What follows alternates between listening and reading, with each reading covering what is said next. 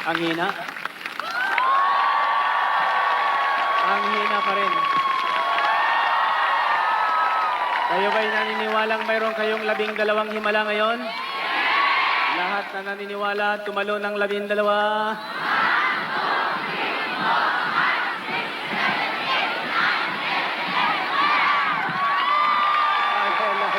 Purihin natin ang Panginoon. Purihin ng Diyos. Makinig kayo. Makinig kayo. Tumingin kayo dito. Ang talon ay ganon. Hindi ganon. Marksa yan. Amen? So, pag sinabing talon, talongan yan. Hindi pa ganon. Iba naman ganon. Pag talon, nakataas ang paa. Naniwala kayo? Lahat na nakasunod sa pagtalon ng 12, tiyak yun. 12 ang kanyang tatanggapin. Amen? Okay, tasin yung 2 kamay. Di ba ako'y may pinangako sa inyong 12 mahalagang regalo? Okay, ito sa kamay nyo. Yung inyong prayer request niyan, ihulog nyo dyan sa treasure box. O kaya dyan sa collection bag. At yan po ay dadalhin dito mamaya habang tayo nagkakainan ng ating mga itlog. Ang kakainin nyo yung itlog nyo, hindi itlog ng iba. Amen? Kasi magpaparty tayo ngayon, di ba? Wala akong ibang pinadalang baon. Itlog lang. Kaya wala kayong ibang kakainin kundi itlog lang. Yung iba dyan nagdala ng fried chicken, di ko na pinadalang fried chicken. Kaya hindi nyo kakainin ng fried chicken na yan. Yung may dalang fried chicken, huwag mong kainin, pamigay mo. Kikinig ba kayo? At pagkatapos niyan, habang kayo nagkakainan, iniipon dito yan, sasabihin ko na sa inyo ngayon kung ano ang mahalagang regalong ito. Gusto niyo na malaman? Okay. Pasang kamay nyo, pakinggan nyo mabuti at tandaan nyo at baka makalimutan ko ito. Yung mabobonot ngayon, iipon din dito yan. Siyempre matagal ang ipon yan. So, yung hindi naniwala, pwede nang umuwi. Sapagkat kapag nabonot ko yon at wala kayo rito, disqualified. Payag kayo? Sinong payag ka sa kamay? Wala kayong magagawa kundi pumayag. Amen? Okay. Ito po ay ang bawat isang regalo ay nagkakalhagang ₱250,000.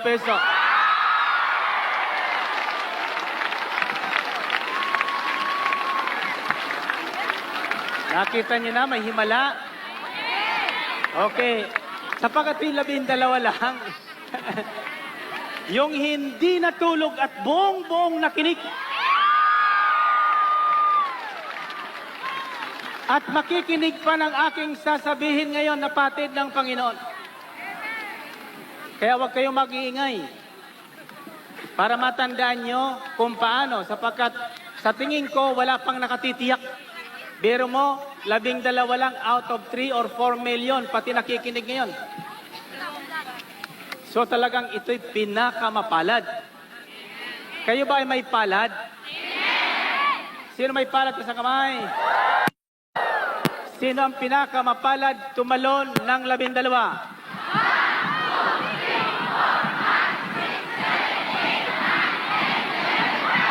Wala na! Tumalo na! Tumalo na!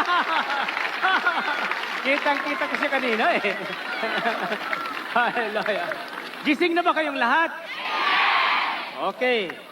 Tatanungin ko kayo. Makinig na kayo. Ano ang nahipo ng babaeng dinudugo ng 12 taon? Ano ang nahipo ng babaeng dinudugo ng 12 taon? Biglang gumaling. Lakasan nyo. Sino sasabing laylayan? Disqualified kayo lahat. Hallelujah. Hallelujah. Eh, laylayan lang?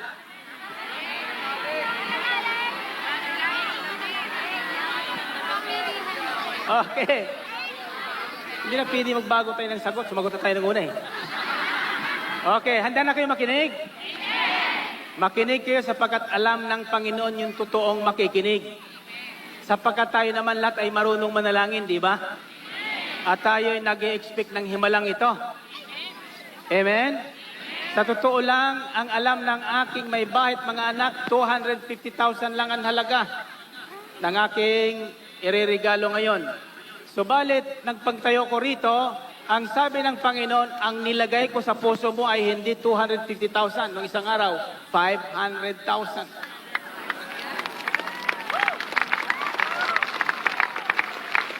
At ito po'y hindi galing sa inyong ikapo, ha? Ito po'y galing sa himala ng Diyos na ibinigay sa aming buhay. Patunay ng ating Diyos ay hindi Diyos ng kahirapan.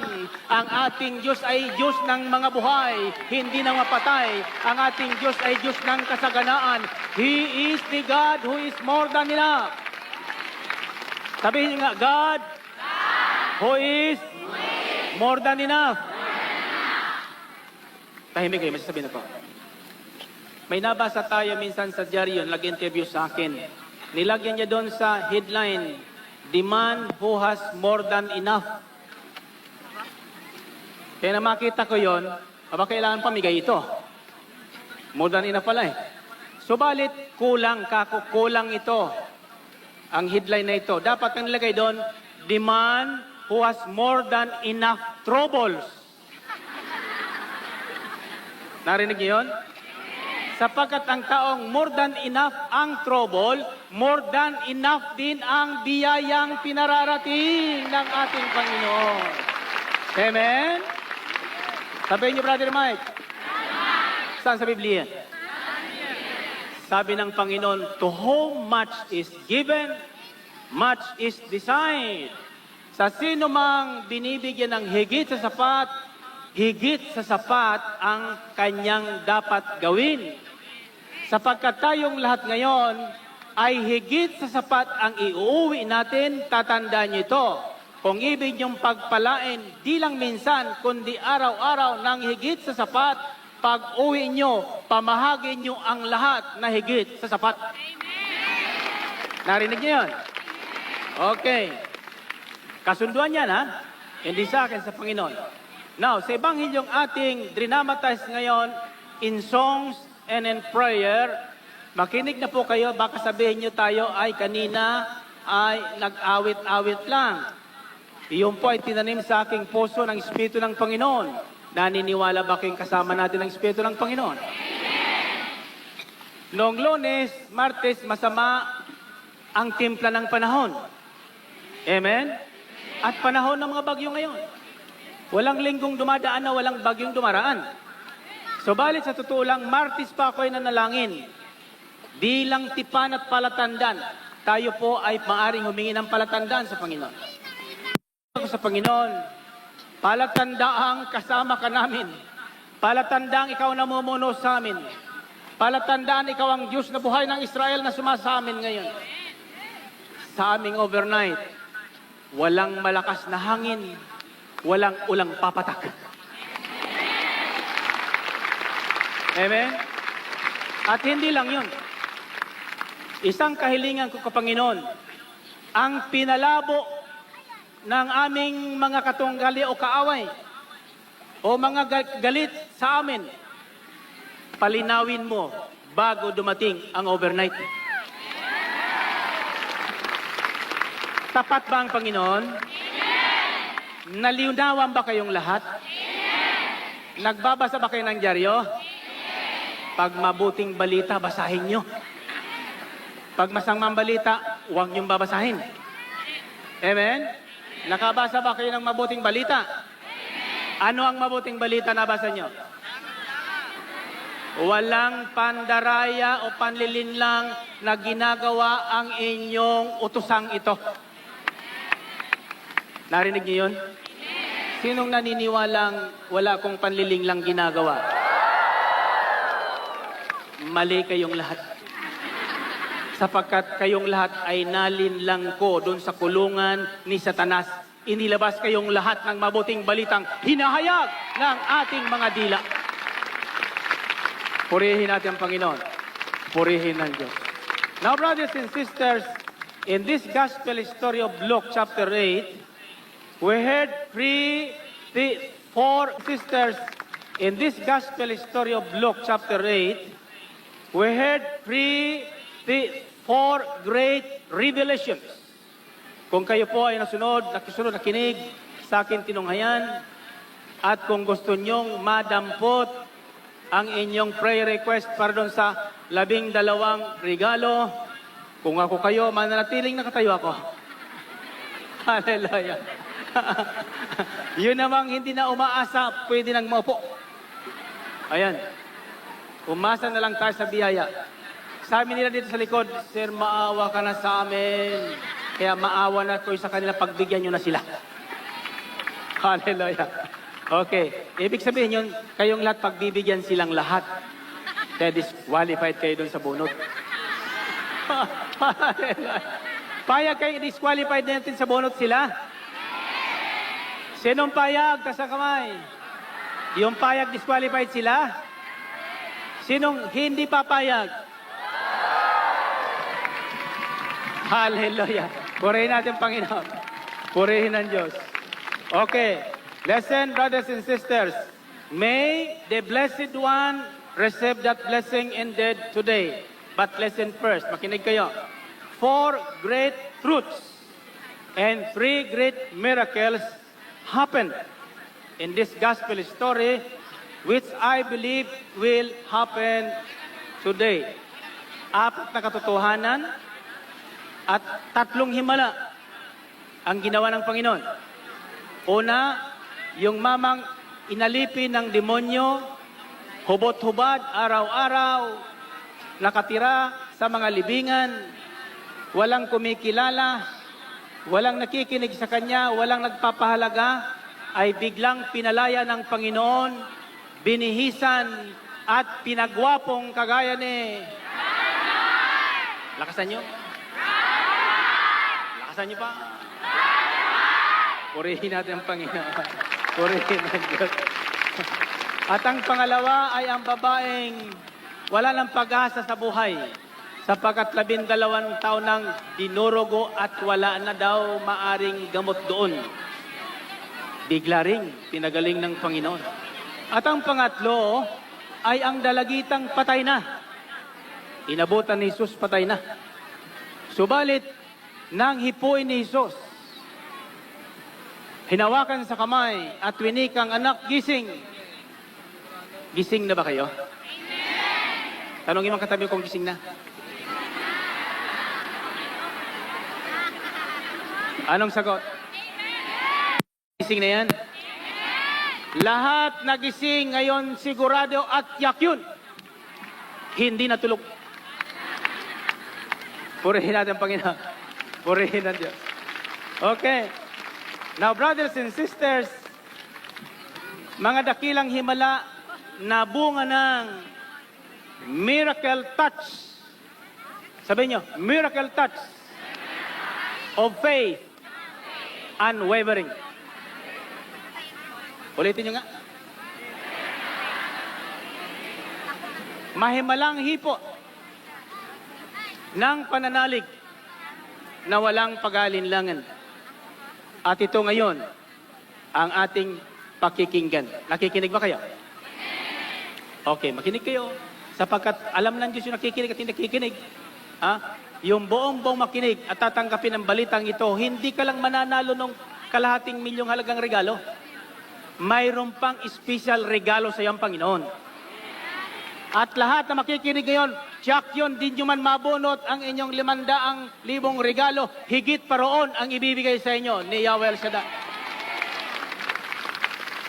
Sino ang gusto ng 1 milyon? Mga milyonaryo na kayo. Kaya marami nagagalit sa atin. Okay, makinig kayo. Before I share with you the miracle touch of unwavering faith, let me share with you the 4 great truths that will help us understand the mysteries. Kikinig ba kayo? Babahagi ko sa inyo ang 4 na katotohanan upang maunawa natin ang misteryo ng ating buhay. Hindi ba misteryo ang buhay? Sino ang buhay? May misteryo ba kung nangyayari sa buhay nyo? Sino may misteryong nangyayari sa buhay? Tas ang kamay. Hallelujah. Mga misteryosong tao pala kayo. Okay. First, truth is, ikinig pa kayo, men and women who are possessed or ruled or dominated, may narinig kong bulong-bulungan dyan, or inhabited by demons and evil spirits. Yung mga nagbubulong dyan, lingisin yung kalaman, may demonyong maingay, are afraid or ashamed to be seen in the company of the Lord Jesus Christ. And Jesus has no place in their hearts. Jesus has no place in their homes. Jesus has no place in their community. Jesus has no place in their environment. Jesus has no place in their vicinity. Jesus has no place in their business. Jesus has nothing to do with them. Ibig sabihin ng aking English na baluktot, ang sino mang taong pinaghaharian ng mga demonyo at masasamang espiritu sa buhay, walang pakialam kay Jesus. Ayaw lumapit kay Jesus at ayaw lapitan ni Jesus. Tinatawag na ng Panginoon, ayaw patang wika ng mga tao doon sa Heresino, lumayas ka sa bayang ito, Jesus, di ka namin kailangan. Sapagkat ang bayang yun, lahat na tao ay inaalipin ng mga demonyo sa buhay. Nakinarinig niyo yun? Kapag ang isang tao, alam niyo, tatandaan niyo, baka akala niyo may demonyo, yun lang naguhuramentado. Ha? May mga taong akala niyo ay walang demonyo. Akala niyo matino. Subalit, mayroon demonyong palasuway. May demonyong palaaway. May demonyong matigas ang ulo. May demonyong mayabang. May demonyong mapanira. May demonyong walang pakialam sa buhay. Basta siya kumain, nagugutom yung kapitbahay niya, wala siyang pakialam. Walang makain, wala lang itlog yung kanyang katabi.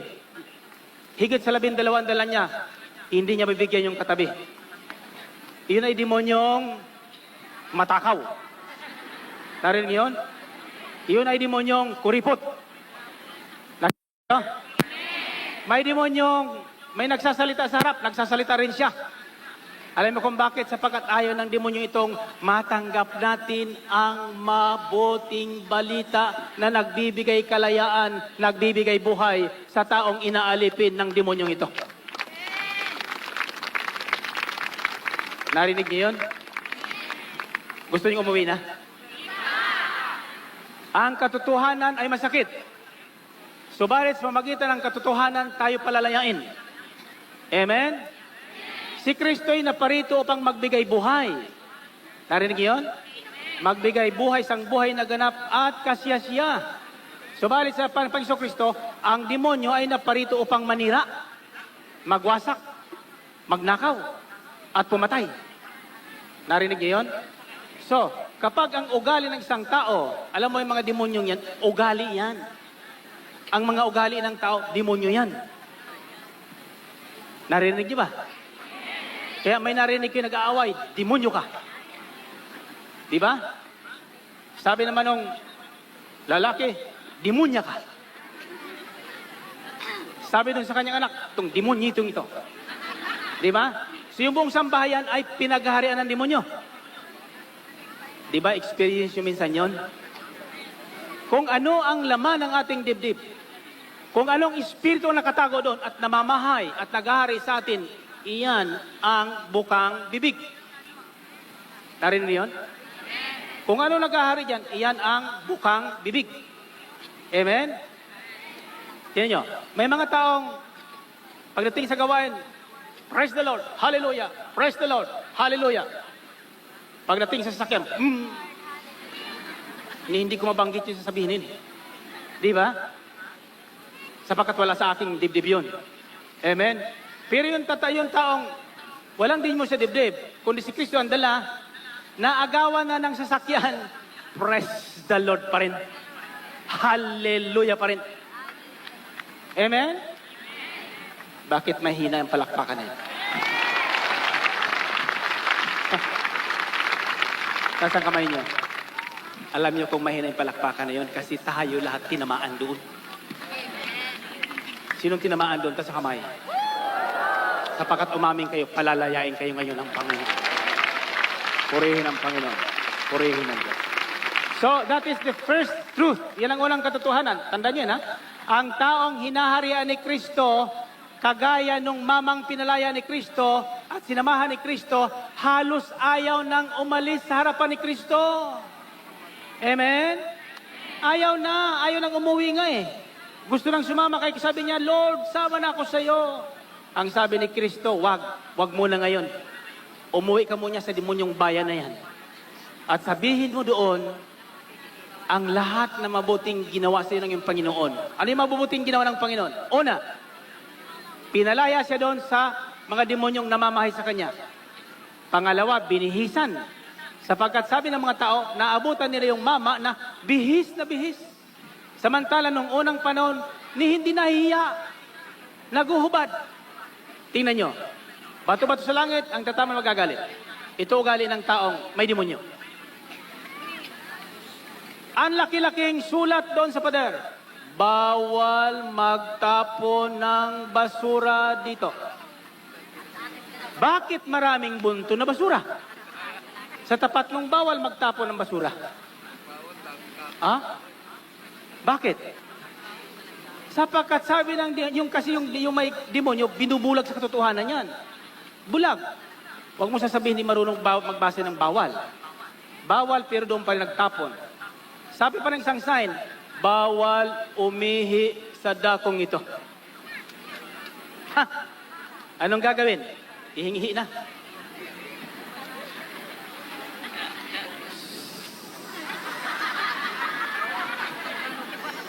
Pero habang nagpipisit, nagbabasa, bawal umihi dito. Hallelujah. Totoo, hindi. Purihin natin ang Panginoon. Purihin ang Diyos. Glory to God. Glory to Christ Jesus. Pakita nyo, pakinggan nyo ito. Baka sabihin nyo, ako yung nagbibiro.